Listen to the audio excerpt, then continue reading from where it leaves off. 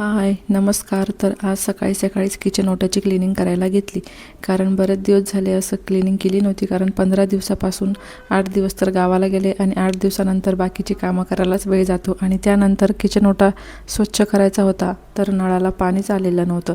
त्यामुळे आज सकाळीच पाणी आलं आणि म्हटलं आज हे पहिले काम करून घ्यावं आणि मग बाकीचे आपल्याला कपडे वगैरे धुवायला वेळ मिळतो. तर मग मी आधीच किचन ओटा सगळा पाणी त्याच्यावर टाकून ठेवलं होतं, म्हणजे थोडंसं मग भिजलं की छान असं निघून जातं. तसं तर आपण रोज शेगडी आणि किचन ओटा तर पुसून किंवा धुवून घेतोच, पण असं पूर्ण सामान खाली घेऊन मग ते स्वच्छ केलं की छान बरं वाटतं आणि मस्त असे क्लिनिंग किचन ओट्याची होऊन जाते आणि आपल्यालासुद्धा फ्रेश वाटतं. किचन ओटा मस्त असा छान असं स्वच्छ झालेला होता.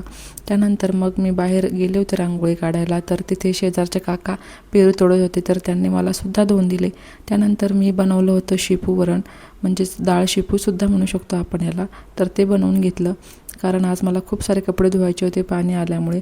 मग इथे पोळ्यासुद्धा करून घेतल्या. तर बाकीची सगळं कामं झाल्यानंतर संध्याकाळच्या स्वयंपाकामध्ये मला बनवायची होती भरली मिरची.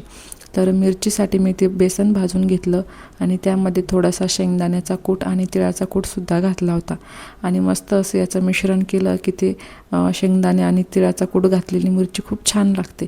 तर मस्त अशी भरलेली मिरची करून घेतली. त्यानंतर केलं मस्त असं हिरव्या मिरचीचं पिठलं, आणि ते पिठल्यासाठी मी हिरव्या मिरच्या, लसूण आणि कोथिंबीर हे मिक्सरमधून बारीक करून घेतलं आणि मस्त असं पिठलं हाटून घेतलं. त्यानंतर एक बाजरीची भाकरीसुद्धा टाकली. भेटूया पुढच्या व्हिडिओमध्ये. तोपर्यंत बाय बाय.